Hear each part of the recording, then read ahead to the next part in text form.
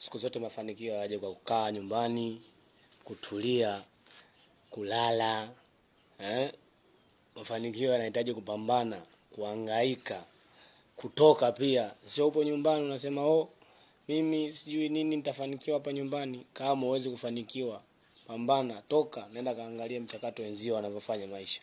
Wanavyopambana na maisha, wanahangaika kwa ajili ya kupambania maisha.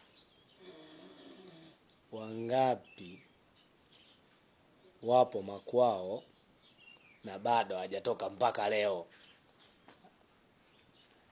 Unaona? Kila kitu kwenye mapambano kinahitaji kujituma, kujitoa. Si ndio? Unaweza ukawa umeenda sehemu na pia hivyo ukatoka, lakini bado mafanikio usipayapate vile vile.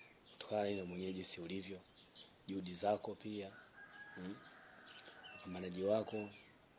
Kwa hiyo vijana wenzangu, tupambane.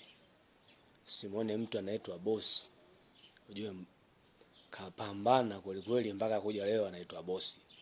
Sio mtu anakuja leo anaitwa tajiri. Mnaanza tu kusema huyu apitia njia. Hakunaga utajiri wa njia shortcut. Tupambane. Kazi zipo. Vijana wanatakiwa tupambane.